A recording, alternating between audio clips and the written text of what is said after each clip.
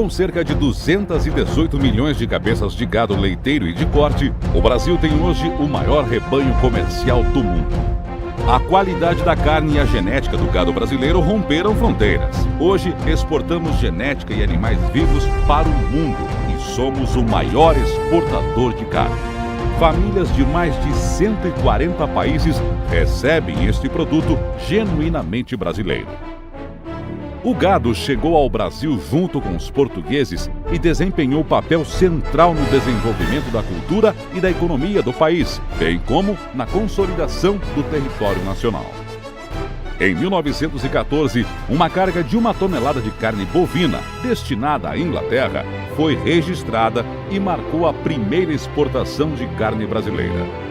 Entre os anos de 1997 e 2017, a produção e exportação de carne bovina mais do que dobrou no país. Na produção de leite, o país ocupa a 7ª posição no ranking mundial. A produção da carne e do leite se consolidou como um importantíssimo pilar da economia brasileira. Mas esta condição foi resultado de intenso trabalho e da interação de setores estratégicos da cadeia produtiva. Até o início dos anos 90, os produtores brasileiros de gado enfrentavam um inimigo histórico e praticamente imbatível: a febre aftosa. O vírus causador da febre aftosa, altamente contagioso, teve sua primeira ocorrência no país registrada em 1895. Ele afeta animais de cascos fendidos, principalmente bovinos, búfalos, suínos, caprinos e ovinos. Os reflexos na economia são devastadores.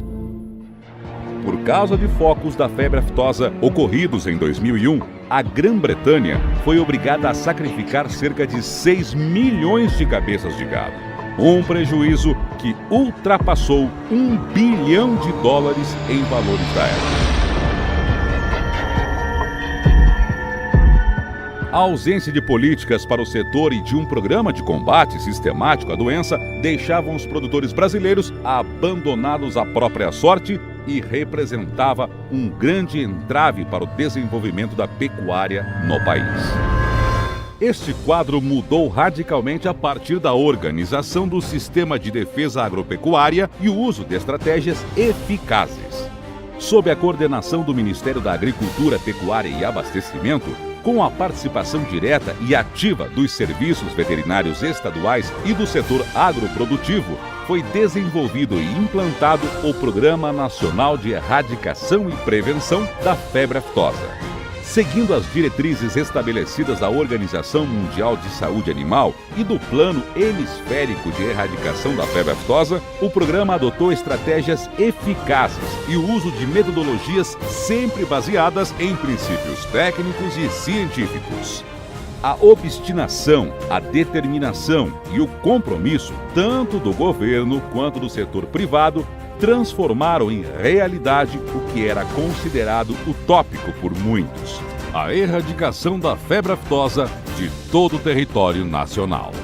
Inicialmente, muitas pesquisas foram desenvolvidas sob a coordenação do Centro Pan-Americano de Febre Aftosa para conhecer bem o comportamento da doença. O Ministério também estruturou uma rede de laboratórios, os LANAGROS. Muitos investimentos foram feitos na melhoria de diagnósticos, na produção, distribuição e utilização de vacinas de qualidade. As propriedades rurais começaram a ser cadastradas à medida em que se iniciou o processo de imunização dos rebanhos. No plano estadual, as antigas coordenações operacionais ganharam apoio e estrutura específica para melhor enfrentar o problema. Os setores público e privado se uniram na luta contra a doença. Decidiu-se pela regionalização das ações e, sob a coordenação do MAPA, os circuitos pecuários foram organizados. A partir deles, foram implantadas as zonas livres de febre aftosa, com predomínio do uso de vacina, que evoluíram de forma progressiva até alcançar todo o país. Com o uso massivo e sistemático da vacinação de bovinos e búfalos, a ocorrência da doença logo começou a regredir e passou a ocorrer com esporadicidade no país. O último foco de febre aftosa no Brasil foi registrado em 2006 e serviu para aperfeiçoar um programa vitorioso. O país agora se prepara para a etapa final da erradicação, onde planeja retirar a vacinação contra a febre aftosa de forma regionalizada e progressiva. A meta agora é suspender a vacinação e ampliar a zona livre sem vacinação, com reconhecimento internacional, e vencer a última etapa do processo de erradicação da doença em todo o território nacional até 2023.